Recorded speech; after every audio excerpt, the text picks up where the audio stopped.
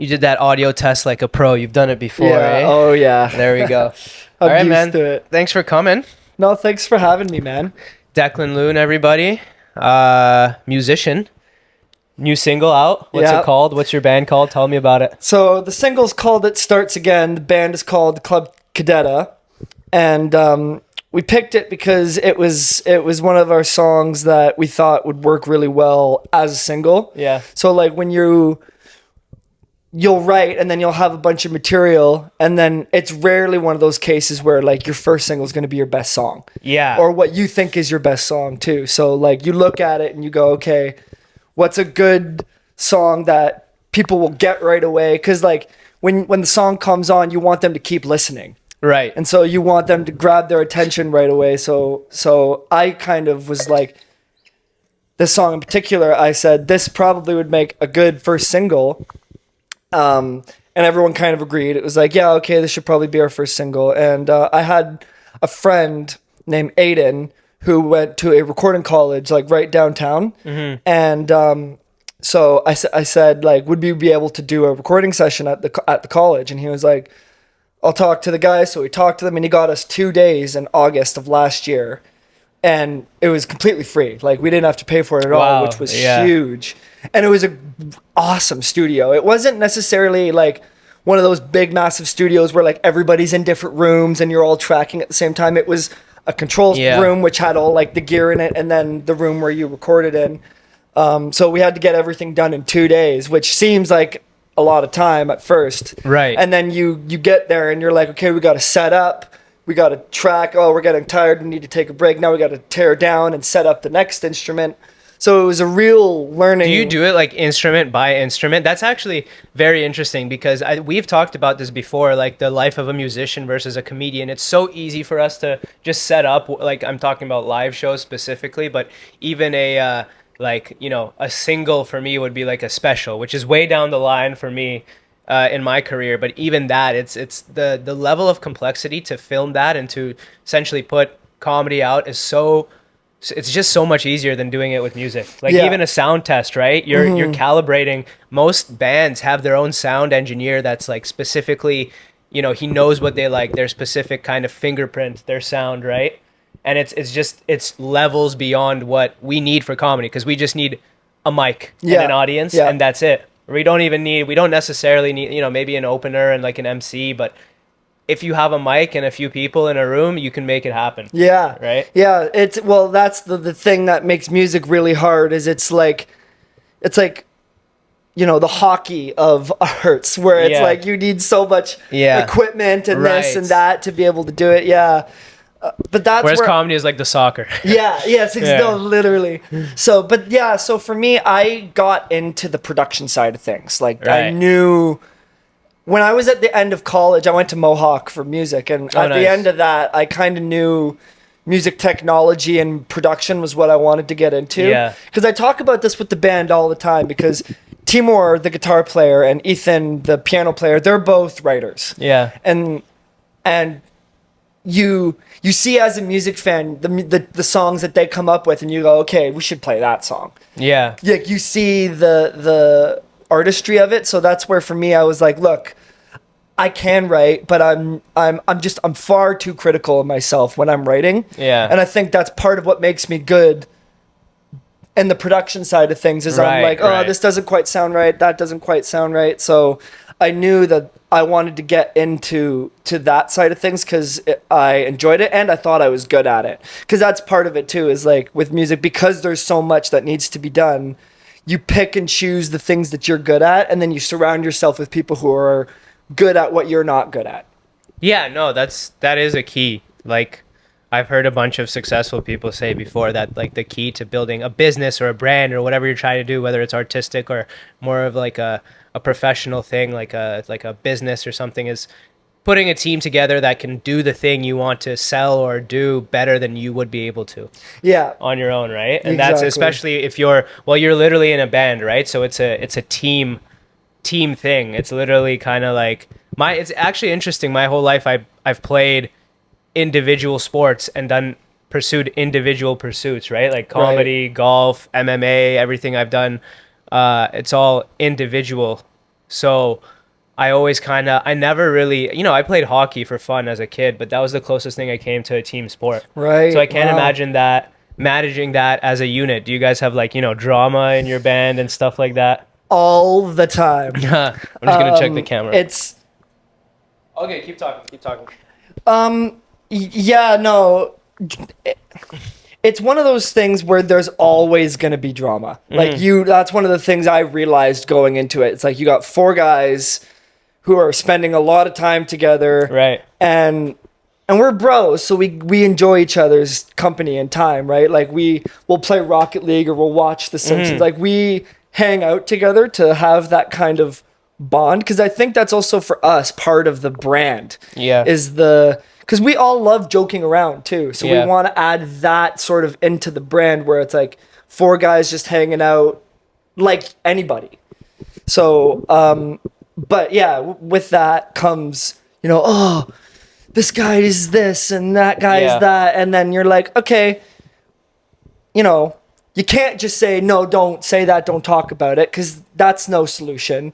But it's hard to like go up to your friend and be like, hey man, I'm feeling like this, or I'm feeling like that. And I think that's something we're actually trying to work out right now, because like when it comes to production, it's all, it's production, it's decision making. So we're going to do this or we're going to do that. So people will have differing ideas on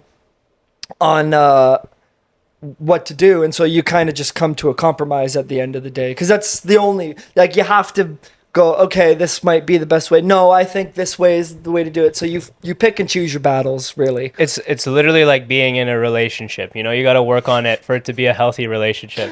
You guys should go like to group couples therapy. No, literally, because like if you keep showing up to practice and they're like, hey dude, you're like, oh man, these guys don't like me anymore. and then your drummer plays with some other guys and they're like, are you cheating on us? Yeah, like, literally, no, that's so funny.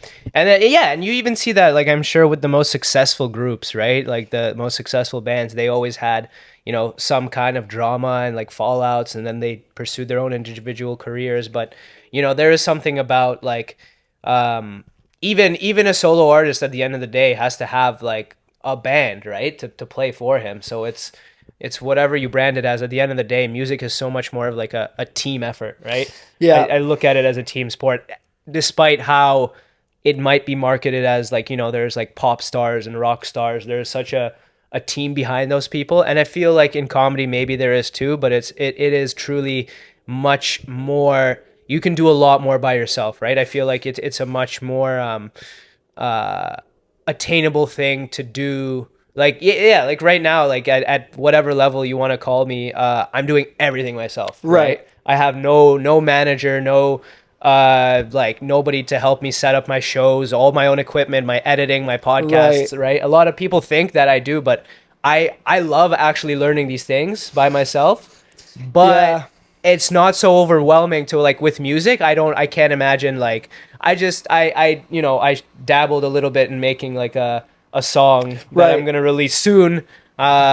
These guys that are, there we go, like people that are helping me out with the song, it's like a whole thing. I have to get on top of them, whereas because I don't have the skills to make a good product when it comes to making that song without taking people on. And these people are all helping me out because I've helped them out before, but now I'm stuck in a position where, okay, the song's done. Now somebody's helping me with the video, and they help me film, which is awesome. It's a day of their time that they help me out for graciously, but now they have to edit it, and I'm not in a position where I'm like, okay, like I'm not paying them, so I can't be like, get it to me now. Right. It's kind of, we're all helping each other out. We're all creatives, and it's kind of like you got to manage that relationship, right? Yeah. And it's just annoying because I wanted to have this out so long ago, but I'm like I have no say, right? Yeah, that's tough. And it's funny because with music in the old days, like recording anything was such a hassle, right? Because all the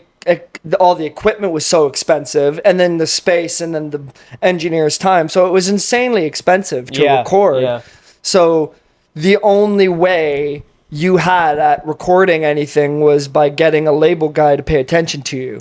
But that worked because people, like, if you wanted to see music, you either put on a record maybe there was a performance on TV, or you went out. Right. Like you went to see bands. So there was a system in place where if you got good and proved that you could hold an audience, right, then someone would take a chance on you. Yeah. Because it always had to be a chance, right? Because there's no way you're going to get successful unless you're promoted, especially back then, because there was no social media. It was all just word of mouth. Yeah. So it's what you heard on the radio, and then if you heard it on the radio, then you went and bought the single. And then if you liked the single enough, then you would actually go and buy the album, which is where when a band like Led Zeppelin gets huge, it's like they never had a single. Right. So like you might have heard them on the radio, and then you have to buy the album, and then you buy the album and you're like, oh my God. Yeah.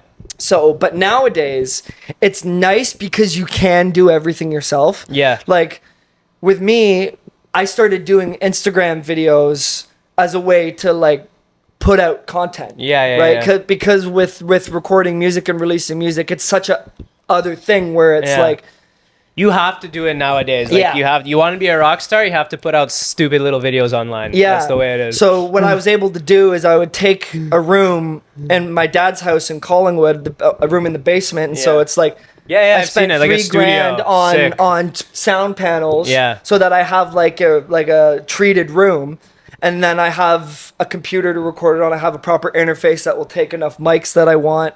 I have the mics to be able to record, because that's the thing with vocals, with keyboards, with guitar, like it nowadays it's kind of as simple as plugging it into a box. You don't always have to do it that way, particularly with guitar. Like at the end of the day, nothing will recreate, like, unless the technology gets really good, a live amp that's mic'd up. Like it just there's a sound to it that's hard to recreate. Right. With drums, you can't just plug something into the box. Like it's all about microphones and how they respond to the instrument in the room. And learning that for me was huge, because now I know the limitations of my space and my studio. So if we can record a song in my studio, then we will, because it saves us money. But if we're going for that big tom sound, then it's like, well, we're gonna want to go into a studio for that. Right. That's interesting, because the type of music that you guys produce is also like kind of, you guys are a live band at the end of the day. That's like your goal, is to like sell tickets and perform live. That's how like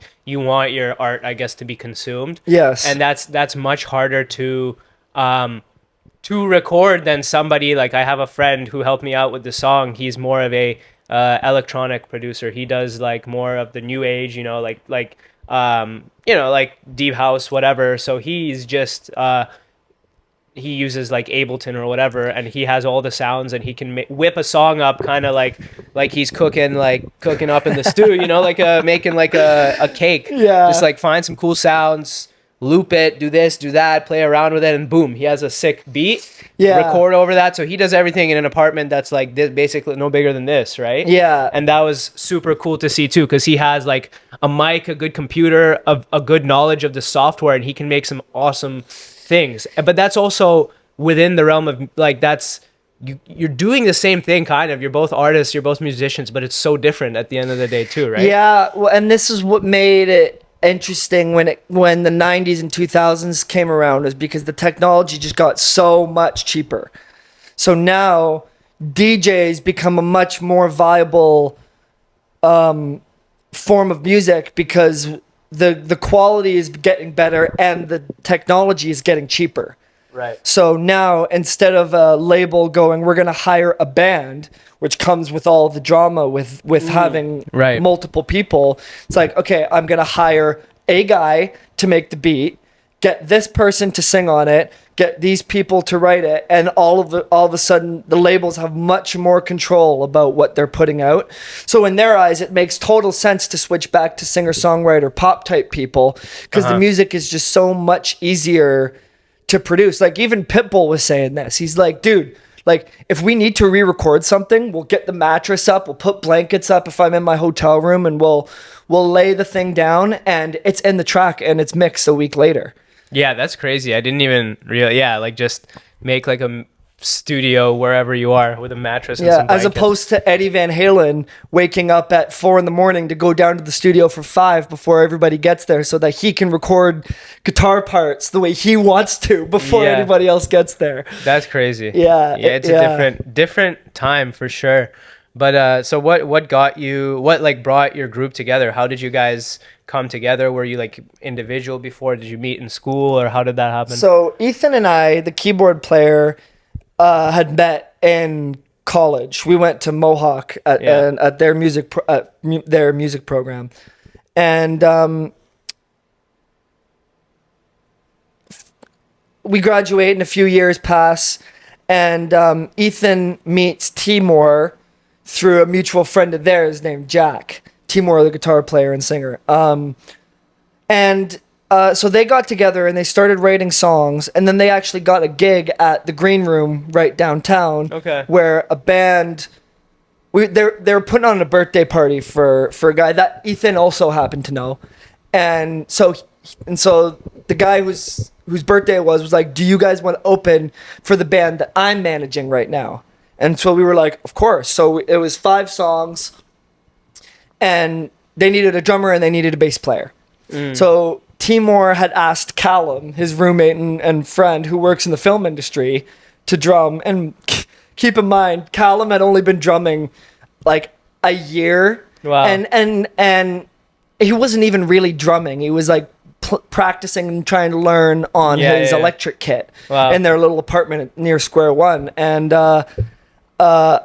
all of a sudden it's like, we need you to drum in a band. Uh-huh. And he hadn't played a real drum kit before. Wow. So by the time we played our first show, he'd been drumming on a real drum kit for 2 weeks. Wow. It was insane. How did that go? It actually went really well. That's good. Like, that's crazy. He'd him. only been drumming 2 weeks, so it's not like he was, Neil Peart or anything like that. But like the fact that he was able to drum along 2 songs and go with the vibe. Yeah. And the craziest part was by the end of it, on our last song of our set, we go into this like dancey kind of part where it's like 4 on the floor, do, and we try to like get people dancing and bring the energy up high, and people were like bopping to the music and shit.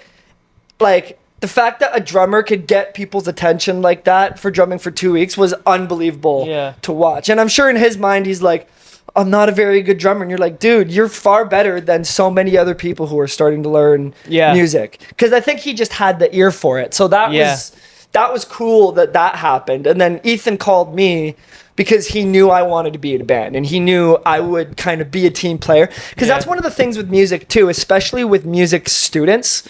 So when you go to school and you learn the craft, because that's the thing, right? Like, it's something I think about a lot, is like people say music is completely subjective. And I'm like, well, yeah, that's definitely a part of it. But like, we know what an A major scale is. Right. We know there's a craft to it, that when you learn the craft, you gain a certain amount of respect for things because your level of understanding is that much more. But people take that to all new heights, right? Like, you get elitist. Right.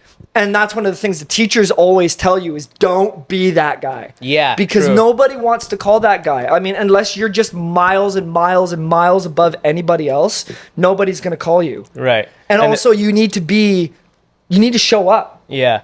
I feel like, just from off the top of my head, from what I know, there's a lot of very successful musicians that never really studied theory, that almost like there's definitely examples of very successful musicians that don't know how to read music, I'm sure, right? Yeah. So like, it doesn't, I'm sure that's not the rule, it's mostly the exception, but still theory isn't everything, because that's the one thing I learned coming out of college is I'm glad that I have this skill set, but then I started living in Ireland and I got a degree in music production. Yeah. And now I'm around people who, they don't really know the theory, but they know the technology. So like, I can hear the difference between different scales, but you can't really hear the difference between different EQs or different compressors. And they're like, yeah, you can. Oh. Like, this compressor sounds like this EQ sounds like this. And I'm like, oh. And then I realized, even if I learn everything there is to learn about music theory, that's still only 1/3 of the big picture. Right. Because then there's the production side, and then there's the business side. So And again, right, like I went to school, but that doesn't mean I'm any better of a writer than I was before, because school doesn't teach you how to write. Exactly. School teaches you how to understand. Yeah. Like the biggest thing with school is that now, if there's any song apart from like styles like classical or whatever that I don't really know how to play that style, I can learn pretty much any song. Yeah. Like I can like put it on, I can look up a video. There's so many ways that I can learn a song instantly. And that's really where the school benefit comes in. Yeah, and I mean these days you can do that, you can say that for anything literally. Like even from music down to theoretical physics. There's a video or a tutorial about any concept you want to learn, right? Yeah. So that's just the way it is today. It's just whether you're motivated enough to like teach yourself to self-learn, and also depending on what you're doing, like for music. And I feel like it's, again, you were saying that, you know, music theory, music is, it's an art at the end of the day. It's not a science, right? Theory's so, just the way of explaining it. Sure, yeah. So in something like this, I 100% see the value of just doing it. Like, again, like you said, you're not going to, you can get whatever degree you want in music. It's not going to make you a better writer. Writing and performing and just living life is going to make you a better writer, right? And knowing what kind of personality you are. Like if you want to be in a band and you're not really a writer, meet people who are writers. Yeah. Like spend time around those people, because at the end of the day, like that's one of the things that you learn is like people are different. So you spend the time around the people that you want to sort of affiliate with. But like when I joined the band, like it didn't take a genius to see that like Ethan and Timur were just coming up with great tunes like that. Yeah. Because that's the thing is like I can write a tune, but it takes me so long to do it. Whereas like Timur is the kind of guy who will like, and when I sit down and I pick up a guitar, like 30 minutes later, a tune will come out of it. And I just go, I can't do that. Like I could in the right moment, but not consistently. Nice. So yeah, it's like writing is its own sort of talent in a way. I really kind of think it is, because it's not really something you can be taught. It's like a personal trait where you have that creative mind to go, I want to write a song and have the mindset to go with that. And I feel that completely for comedy, because that's the biggest thing for me is writing, coming up with new material, whether it's, like it's just, I've found a way that works for me. Kind of, I'm still trying to, by no means have like something that's set in stone, but I just know certain things that work better for me that might not work for others. And there's people that can sit down and say, okay, I'm going to write today at 12 o'clock until 2. And that's it. That's I can't do that.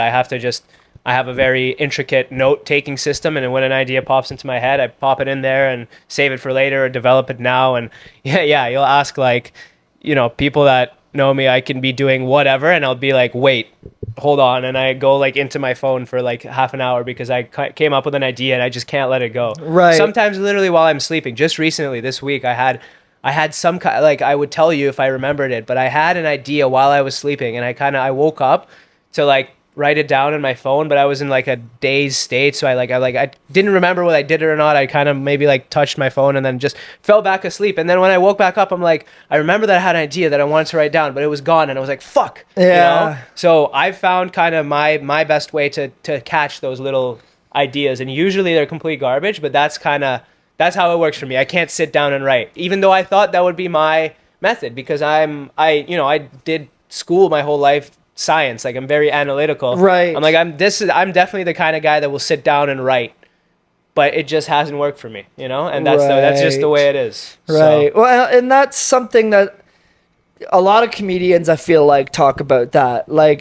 Like they need to feel it out rather than like actually putting it. Like Louis talks about that a lot, where it's like Louis specifically talks about writing on stage, which is another level. He'll come up with a premise and he won't even develop it because he needs to be in that mindset that he can only get when he's on stage in front of people. Right. So it's a weird thing where I'm not even close to that. So I have to at least flesh it out a little bit before I take it to stage. I've never just taken a premise and been like, okay, let's see what I can do in front of all these people. Right. That's the goal. That's why you do so many shows. That's why you get stage time under your lap and under your belt. And that's something that he says he does, which is, I'm sure even him, there's no way he bats 100 on that, you know? Yeah. So, well, and then he's in front of his crowd. Yeah, most of the that's time, especially during the specials. Sure. Yeah. Oh no, that's like with like the specials you see. That's everything. You're set up to succeed. That's like optimal conditions. Right. That happens like 0.1% of the time. That's not what it usually is, No. unless you're actually at Louis' level and he's one of the greatest. So at his level, he's well known enough that he's usually in optimal conditions. Right. But he's one of the guys that he always talks about putting himself out of that zone. He wants to have crowds where nobody knows his names, and I find a lot of the comedians try to put themselves in that situation, and the better you get, the harder it is to actually put yourself in a shitty situation. Yeah. You know? Well, and that's that's harder to do with music, because you want to get in front of people who don't know you. Yeah. Because like you want people to hear your stuff and hopefully like it. You want to know whether you want a true test. You know what I mean? But it's hard to sell an event like that. Right. Where it's like people... Yeah, fill a room full of people that don't know you, right? Like why else would they come there, right? Yeah, like I remember a few years ago, I went to see a guy named Adam Neely, who's a big YouTuber, play at the Horseshoe Tavern, and it was their first show in Toronto. And it's like, you know, jazz fusion kind of stuff. It's a like electronic jazz fusion, but like it's crazy up there sort of music. And the place was just packed because there were so many music students who want to go out and see this band because they'd never come to Toronto before. So like that's one of the things now that it's like how do you build your audience? Because like the only reason that worked is because I'm sure he would sell out shows if he did more shows in Toronto, but at his level, like you're not making a lot of money on touring, like unless you're selling out medium-sized like arenas or bigger, like it will cost you money to tour.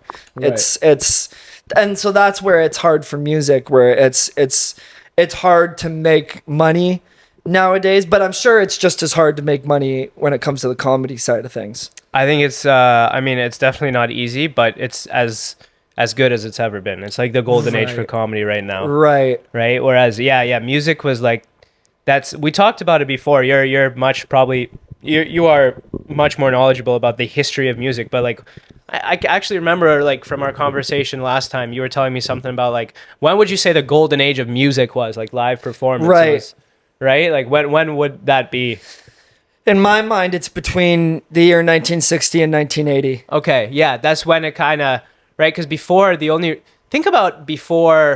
like the Industrial Revolution, the only way to consume music was live, or have your like, you know, somebody in your family or your close circle that knows how to sing be like, hey, sing this song. Yeah, that would literally like fucking Joe from the bar would be your iPod. Yeah, if he had a voice, you know. Yeah, it would be the only way to consume it. And even the movies in the like Depression and post World War II era, like a lot of the focus was music. Yeah, and like being at like a venue where you're having dinner or you're having some sort of, you know, drinks, whatever, what have you, and you're watching, you know, Harry James Big Band or whatever. Yeah, right. Like it was all, you had 40-50 years of it being the same thing, because you had World War One, and then you had the Roaring Twenties, which was crazy, and then you had the Depression, then you had the Second World War, and then you come out of the Second World War, and it's the same thing as it was during the Roaring Twenties. You know, maybe a little bit more zhuzhed up, and then the 50s happened, which is like you're trying to make everything big and glamorous now because it's the Cold War. Yeah, and then the 60s happened, and everything is experimental because the Cold War is just completely dialed up. Yeah. And a lot of these record companies were getting like money from the government to make music, to make America look good. Yeah. So they were much more willing to be like, hey, put it out there, see what happens. Yeah. I don't know. Yeah. And so you had the Beatles, but you also had Miles Davis, and you also had Frank Zappa, you had the Beach Boys, you had Motown, like there was still a massive diversity in what was going on, that going into the 70s, and you always get this sort of like oh, we had it better in my generation, but each generation has their sound. Yeah. But then because Zeppelin happens, the heaviness just gets dialed way up. And now you have a softer side of things, and you have the Beatles, which is one extreme, and then you have Led Zeppelin, which is the opposite extreme. And now it's about where do you want to fit in that camp. Yeah, but it's almost like the first time you actually had a choice, yeah, right? Yeah, as a and consumer. it was any day, regular, everyday people. Yeah. Like, you didn't need to be a seasoned, trained musician and been doing this for years and sleeping in, wheel wesses and buses like, or if whatever. you think about it this way, for a long time, the consumption of music was almost an elitist activity. It was only available to the upper class of society because it was expensive, and you had to be, you had to have the means and the ability to go to a place, the access to listen to music, because it was either live, and then eventually you had to have like a record player, which wasn't cheap, and then eventually as record players, kind of, I guess, became more mass produced and then radio came along, and that kind of changed everything, right? Yes. That was like when that was, I think, maybe record players, you can still be like more middle class, but there wasn't anybody that was, just like, getting by and had a record player. It was more radio that brought it to everyone at that point. And that was more like post World War One. Yeah, radio was like World War One era. Exactly. So and man, think about the grand scheme of things. That's so recent, and at the same time, like music, that's when it truly, only when something becomes, I feel like, this widely accessible, then, and everybody has a say and the ability to contribute to it, that's when the real progress happens, right? Because otherwise, like what are you going to say if it's only accessible to a certain class of society? There's no progress, there's no soul, there's no empathy, there's no connection. It's not made for the people, it's made for a certain type of people, and that's not as interesting, right?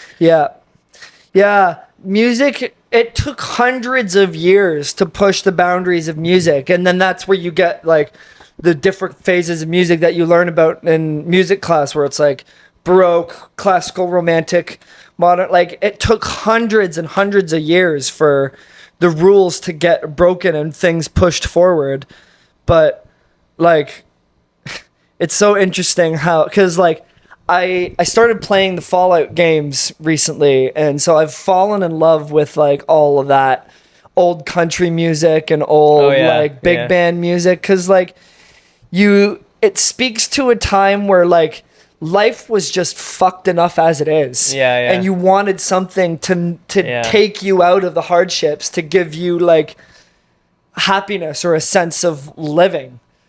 Like, it's so interesting because a lot of it is just so campy.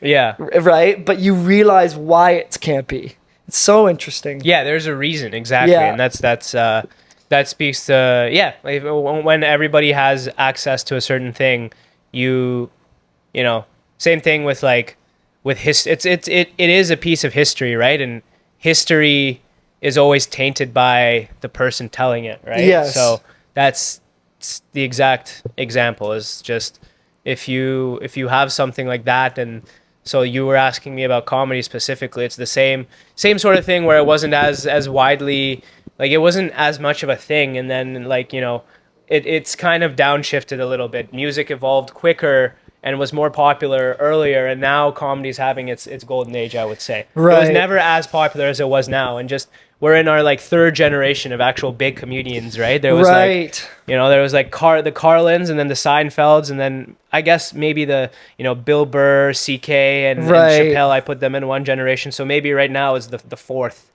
and and now is the first real golden age where people kind of get it, because I think podcasting and Joe Rogan had a big effect on this, that made it mainstream. But like 5 years ago or before Rogan kind of started talking about comedy and kind of the behind the scenes of it so much, nobody really understood the process. They kind of just thought like, oh, it's like a funny person, or like they didn't even get it. They thought it's just these people that are just naturally funny, that just go up there, have no plan, and just talk. right? Yeah. Nobody got the process, but I feel like now even somebody that's not really into comedy understands the art form much more. Right. And it's comedians are selling tickets more than ever right now. Like there are more than a handful. There's like I think dozens of comedians that are selling out arenas, Right. which is insane. Yeah. Like, again, right. 5 years ago there was like 2, 3. Right. There was like first there was Seinfeld, and then Chappelle and CK and Burr, and there was, you can count them on one hand. Yeah. Right. Yeah. And now there's so many. There's like guys doing theaters, doing arenas, and it's huge. Everybody kind of, so I would say now is the golden age of comedy. So it's, as far as you said, it's hard to sell tickets. Yeah, it is hard, but just like in anything, but it's never been as good as it is right now. So it's hard to complain too. Yeah, no, it's interesting. So a good family friend of ours is a guy named Darren Frost. I don't know if you've ever heard that name before. Mm-mm. So he's a Canadian comedian. He was kind of really big in sort of the 90s, not really big, but at his peak in sort of the 90s and 2000s. He had like roles on like kid shows, like sitcoms, like, probably. Yeah, well, it was like cartoons a lot of the time. So he was on that show Timothy Goes to School. Oh yeah. He was on 16. Okay. He Total Drama Island. Oh. He was so he's had a lot of roles sort of over the years, and so I talked to him about sort of the Canada and the arts in Canada, and the one thing he said to me that has kind of stuck with me is like, it's harder to do the arts in Canada in general because these gigs don't really lead to anywhere like they do in the States. Yeah. And so that's one of the things that I find really... Is it similar for music, would you say? Do you want to get out of here and go to the States? But it's hard to do that because of the things you need to put on a show, to this, that, and the other thing. Yeah. So I think it's the same. I think comedy and music and acting and everything is in the same position in that way here in Canada, that it's there's a ceiling and you can have a career, but it's very, first of all, it's not very lucrative. If you have a career as a Canadian artist, you're like, okay, like good for you, champ. Like, you know, like cool. You can afford breakfast, like literally not much more, and you're not even going to Starbucks, you're going to Tim's and using that coupons literally. But in the States it's the big leagues, right? That's the only way I can explain. It's like we're a feeder league, and like a lot of Canadians make it and go to the States, but like Canadian making it is getting the fuck out of here and going to America, Yeah. And it's the same thing over in Europe. But that's what I was about to say. It's not necessarily. It's still better. It is similar in Europe, where like still, yes, the money is in the U.S. Yeah. The worldwide money. Making it in the U.S. is kind of like making it on the global stage. Okay? Right. But in Europe, I would say there's way more possibilities in Europe still. Okay, in like the local markets, you can have a career.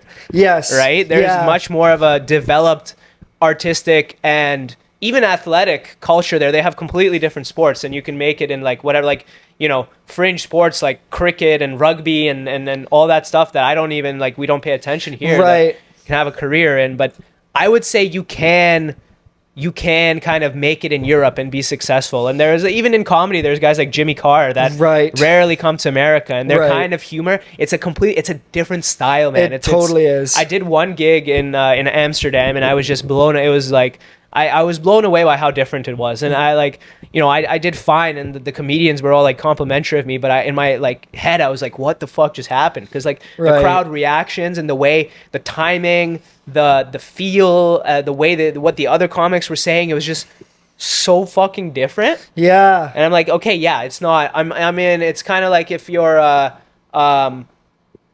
like field hockey player and then they slap you on the ice with skates, right? It's still hockey, but it's not. It's different turf, different stick, it's a different sport. Yeah. Wow. Yeah. And Europe is interesting to me because it's definitely easier to make a career for yourself, and probably in any art, but like there's also the ceiling still exists in Europe, I think, a little bit. It's for sure easier to get bigger in the States. Yeah. Well, like they still do the same thing. They eventually get big. If they get big enough, they go to America. But, you know, there's like, I just listened to Ed Sheeran on the Theo Von podcast. Right. He's a good example of a guy that broke through in Europe before he did in the States. And he's still, I think, I don't know anything. Like, I just, you know, I like some of his songs, obviously. And I grew up in Toronto in Canada. And he's from, I don't even, where is he from? He's London? Yeah, he might be from London. He's UK for sure. He's UK. Yeah.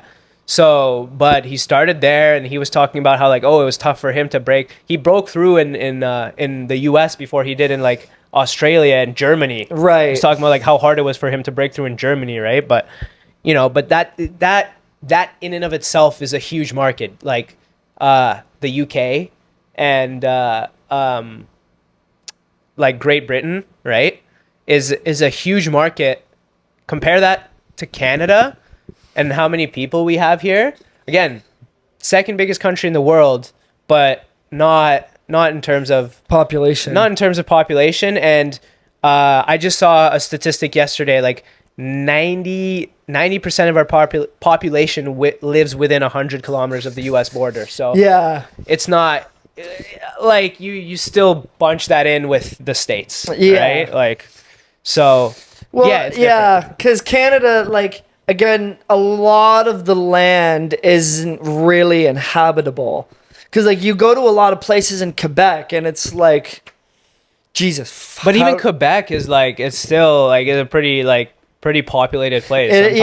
For sure. But like you like the hills and the mountains, and then there's like the Canadian Shield, where it's just rock. So it's really but the funny thing with Toronto in particular is like how it's like the fourth biggest city in North America, and a country I didn't even know that in a country that's like got less than 40 million people. Like I didn't know Toronto was the fourth biggest city. That always makes me sad, because Toronto specifically, again, I grew up here, and it's a huge city and there's so much potential, but I can't help but feel that like, I'm like, like right now in my position, I want to go to the States, but I'm like, why? Like everything it could be so good here, man. Yeah. Like what did we do wrong? Yeah. You know what I mean? Yeah. That's what I feel like. I feel like, again, I only have experience in comedy, but same thing, I'm sure it's similar for music. You look around, there's so much talent. There's so much ambition.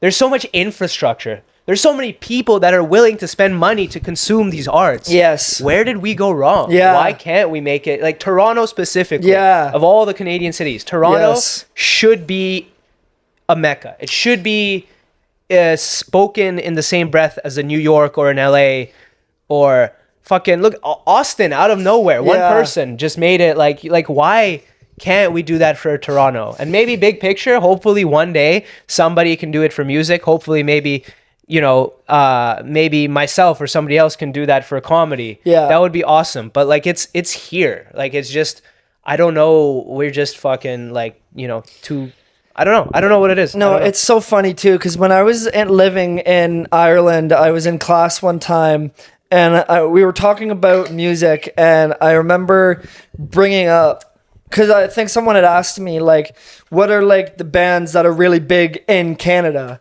And I remember having to explain to them, like, look, part of the problem with Canada is that we don't think of ourselves as having much of a music culture. And maybe that's the thing. We're too nice. You know, like, we're just Canada. But it's funny, because the minute I said that, people in the chat in the Zoom class were like going, bro, what are you talking about? Rush, Arcade Fire, like everybody's listing all their favorite Canadian bands. And I'm like, no, there definitely are, but we don't get patriotic about them the same way people in the States, even in Ireland, because Ireland's the same way, right? Ireland's one of those places where they have a lot of history. But like from 1850 to 1900, there was the famine, and they went down from like 6 million people to like 2.5 million people. So, and then there's the independence, and then there's the Civil War, and then they start coming out of it, and then there's the so they're one of those countries that have had a really hard last few hundred years, but you go there and the music is just so much a part of their culture. Yeah. Like it's something where I was just like, we need that in Canada. I do think that you kind of hit the nail on the head there. Like we don't give ourselves enough credit. I think we in a lot of things in music and comedy and in the arts and on a global scale with our economy and with our politics, we attach ourselves too much to the US specifically, and it's really easy for us to be like, yeah, we're just their little northern brother, big brother technically, if we're talking about land mass and resources. Yeah. But like, look at I just recently saw this video about, I don't want to get all political here, but about our military and how like since the Second World War we haven't updated the Canadian military right now is in a dire crisis, because since the Second World War we had a huge part in the invasions of like, like there's Juno Beach, D-Day, right? Right. And we were a strong, the U.S. looked at us and the allies in general looked at us as a huge player in resources and manpower and equipment and technology. And since then, we kind of just attached ourselves too much to the U.S. when they were in a Cold War with Russia and they were modernizing their military. We're like, well, we're chill with them and they're doing all this cool stuff, so they'll take care of us if anything ever happens. Right. And it's kind of the same thing with the arts, where it's like, yeah, we have all these, we're right there. If we want to go to like New York, watch this Canadian guy and do a concert because he's getting paid more there, it's cool. It's not that far. Right. So I think we need to be way more, and same thing with this visa, man. This visa process that I'm trying to get, that I'm sure you're looking into. It's like, for us to go to the States, we have to jump through a million hoops and suck a million cocks to fucking like, to take a piss in the US. You know what I mean? Yeah. Whereas you, American artist wants to come here, please come. We will please do anything. You know? Yeah. That's an issue. I think that's there is a lot of Canadians. It's a huge market, and US artists are making so much money off of us. Why isn't it a two-way street? You know what I mean? Yeah, well, and this is where part of me feels that it's almost this anti-American culture that we try to have in Canada, where like, is it anti-American though? I mean, generally speaking, I'd say so. Obviously, on an individual level, like, people are different, but like, I talk about this with the guys a lot because there seems to be this attitude generally in Canada where you don't want to get serious. Like, you don't want to say something that might hurt someone's feelings. Yeah. Whereas in the US, there's definitely more of no matter where you go, like I was in Texas and then I was in LA, which are completely different sides of the political spectrum. Right. But there's still that sense of like individualism and freedom. Like, I'm a free person in a free country and I'll do as I fucking please. You know what I mean? Yeah. And it's like fucking putting your foot down. An extreme to that. This is, any extreme is not good because like, I agree with that completely. Like, so there's part of me that wonders that, are we not putting an effort into the arts because it's too pompous? No, you can't say that, because art has been like a part of, ever since we developed the ability, like ever since we evolved on whatever you want to call a consciousness, art has been a part of our culture. Yeah. Cave drawings, and then to music, to sounds, to pictures, to, it's as embedded into our DNA as conflict and love and sex and fighting and like, right? There's like violence, there's sex, and there's like, fucking art, like singing and belting and like, and often those are intermingled, right? Like art is like, think about this, like the rugby team, they have this like dance, the haka, and like the pompousness in nature, right? Before like the mating, when birds mate, they do these like dances and like, so I even arguably art is a part of other societies that aren't human, that aren't as evolved. It's like, it's this thing that like, so no, I think it's always been a part of, I don't think it's like something new or something that we don't get. I think it's more of a US versus Canada like mentality, and I think I think the biggest thing I took from what you said is that probably we don't take ourselves seriously enough. We don't give ourselves enough credit. Right. Because like I said, I look around in Toronto and we have all the tools. Just for some reason, we haven't put it together. Yeah. You know? It's nice that we have this thing now where it's like, there's people who are like, no, we want to make Toronto a hub. We want to make it a Mecca. We want to show that we have stuff. Because, like, there's so many great bands that have come out of Toronto. And as much as I say that, I want to help. But at the same time, I gotta, You gotta get there first. Yeah, I gotta. One has to get there first. Yeah. So at the end of the day, I'm still like, okay, well, I'm applying for my visa. Let's go to the States. Let's, make it, baby, right? Well, I remember even in the late 2000s, like, Drake becomes a massive international superstar, and then all of a sudden the Toronto rap scene is just exploding. Yeah, because there's so many guys making their beats in their shitty apartments and trying to get it on SoundCloud. Yeah, which has changed now. But like, well, we've had, I think, one of the legends of comedy, Norm Macdonald, is a Canadian. Right. Norm Macdonald is absolutely. He's definitely a comics comic. He might not be the most popular in terms of like the general public right now, but his clip on the comedians and Cars Getting Coffee where he's talking to Jerry Seinfeld about Bill Cosby. Oh, I didn't see that. I actually didn't see his episode. Yeah, it was something. My favorite clip of him is the one you've probably seen it, where he says he's a deeply closeted gay man. I don't know if you've seen that. You know what I'm talking about? Yeah, that's peak Norm Macdonald right there. Yeah, actually, that's a question I want to ask you. Who are your top 3 comedians? Oh man, they shift all the time, but I would say Louis, Burr, and Norm Macdonald right now. More recently, I've really been into Norm and Louis.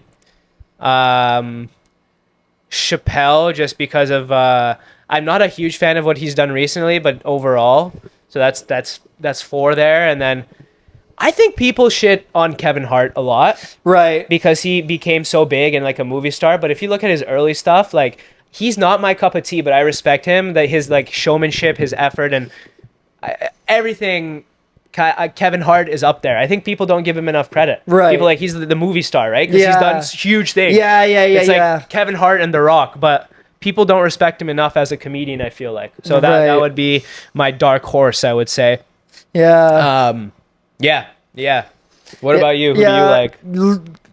Louis and Bill are probably, it's the same for me. I don't know. Anytime I see a Louis thing or a Bill thing, one of my favorite Louis bits ever is the one about realistic child sex dolls to try to prevent pedophiles. And he's like, is there anybody making realistic child sex dolls? And you hear the audience go, oh, and he's like, or let them fuck your kids forever if that's better. I was like, that's so genius, man. That's so good how he pushes back against the audience, and he starts with he talked about this, how he pushes the boundaries in a way where like the audience is never on his side at first because he pushes it so far, but then he reels them in. He makes them see, like, through this incredible skill that he has with words, he makes them see that funny. And I just talked about this to my buddy yesterday.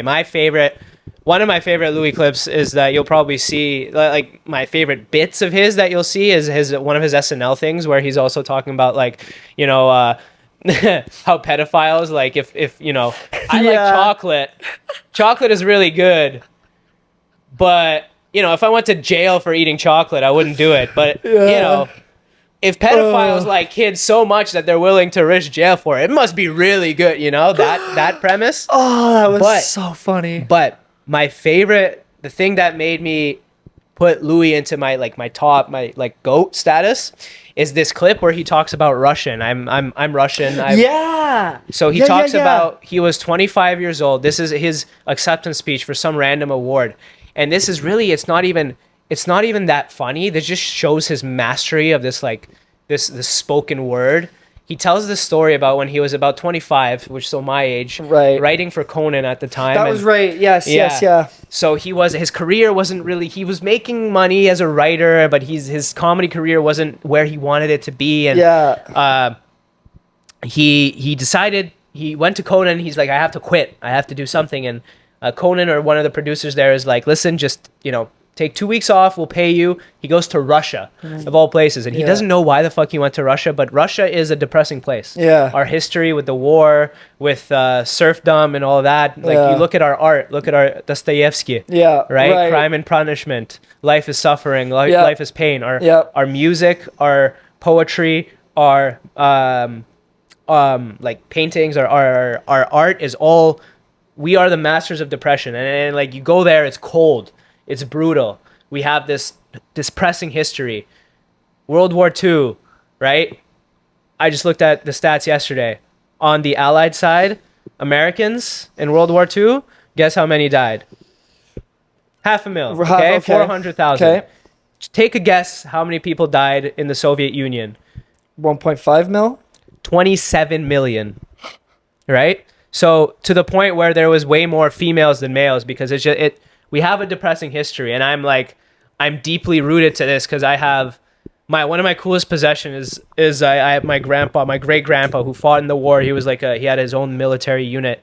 He has when he retired due to injury, his unit stripped a knife off of a prisoner or maybe a dead soldier, I don't know, but they stripped a knife off an SS soldier, embroiled imprinted the Soviet emblem on it, and wrote his last name, my last name, Puzhitsky, on it. So I have like an SS knife with Puzhitsky on it, which is really cool. So everybody that comes from that culture is really... It tells you why there's those stereotypes of like Russians being mean, straight to the point, vodka, depression, no, fuck you. Like, just don't give a shit. It's because of our culture. So he goes there. Louis C.K. goes to Russia.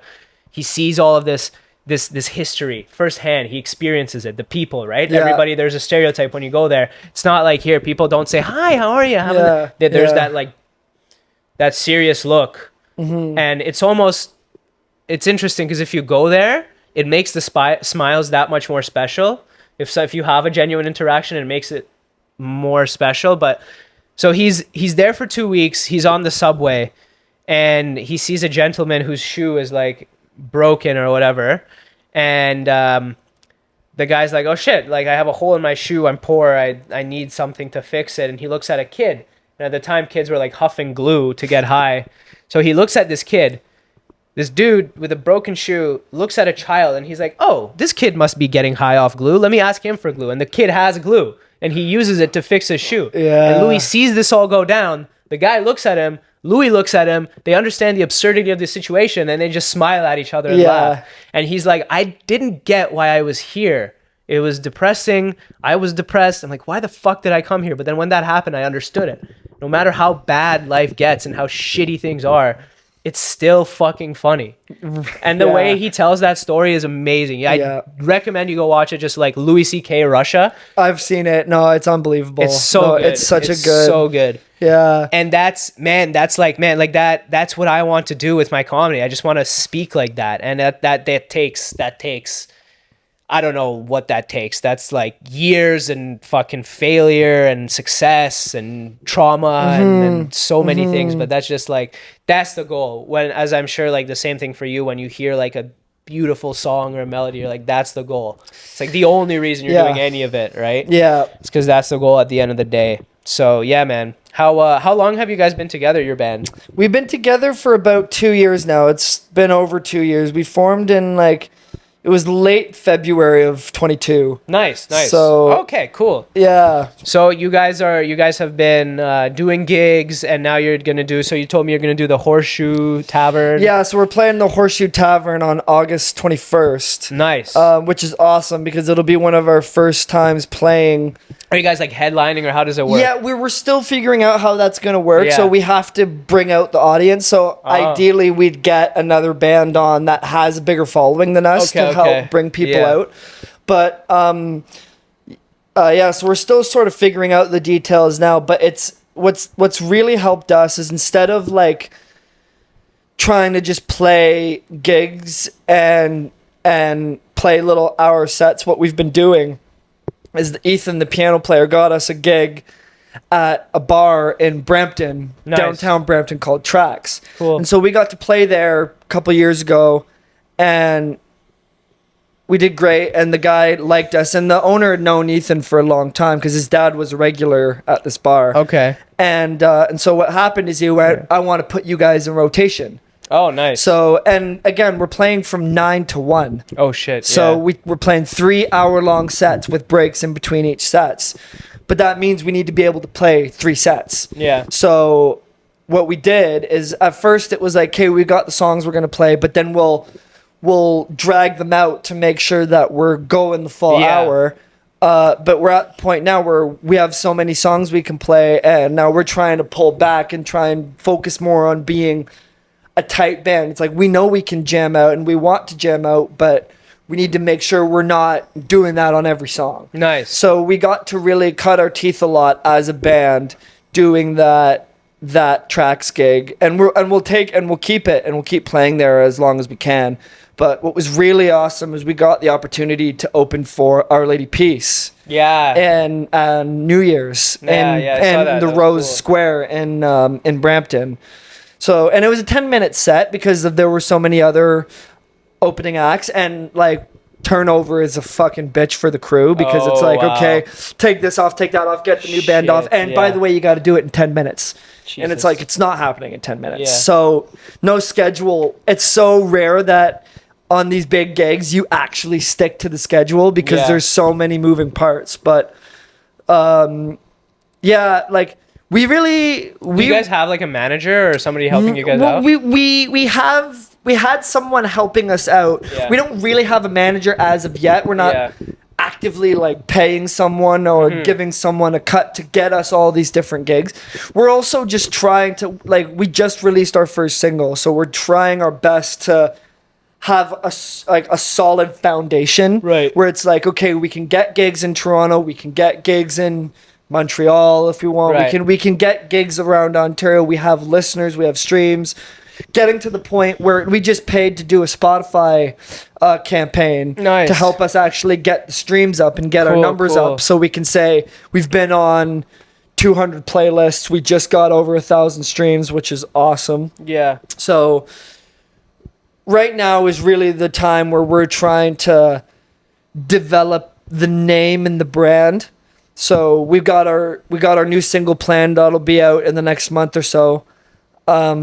And we really think we have something, because anytime we play for people and we ask, like, we think we got something, people like, because we try to have this like pop-y sort of sound, in the sense where it's like you're making music for the masses, something that's easy to understand, but we also like band music. Yeah. Like for me, I was one of those kids in high school that was like, fuck rap, fuck pop. I like the older shit. Yeah. But then my friend introduced me to Kendrick, and that was like, oh shit, this changed. That, like, because it was like the first time I'd heard a rapper that I actually liked and that I could relate to, because it didn't feel like he was talking about sex, drugs, and money all the time, essentially, right? Which it does, and I get not everybody does, but when it appears like they are, there's that lack of sort of understanding where it's like, I couldn't give any less of a shit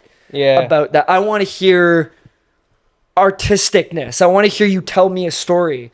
So when he talks about like people living in Compton, I'm like, wow. It's that thing of like, life gets worse. Like, even if you think you're at your lowest, like, shit gets bad. Yeah. So that I related to. And Ethan definitely has an ear. Ethan is a rap fan, but Ethan also went to school for jazz. Cool. So like he can respect like jazz music and other forms of music, but at the end of the day, he still listens to Toronto rappers because it's what he's into. And he's got that melodic ear for it, which brings the modern touch to a band, because we really want to feel like we're a band that's bringing something new to the table, and we're not just trying to sound like Joy Division or whatever. Yeah, man. And listen, like, it's cool to see what you guys are doing. Like, obviously I see you ever so often, and we both kind of like level up every time. So it's cool to talk about that, man. And man, thanks for coming. It's been just over an hour, so time flies. Thanks so much for having me, man. This is a blast. So new single, Horseshoe Tavern, August 21st. August 21st. Yep. Say the name of the band again, where you can find you guys on Spotify, Instagram, whatever. Yeah, Club Cadetta. It starts again on Spotify, Apple Music, anywhere you listen to music, YouTube. It's there. Go check us out. I'd really appreciate it. And thanks for having me on, man. This was a blast. Thanks for coming, Declan. See you guys. Peace.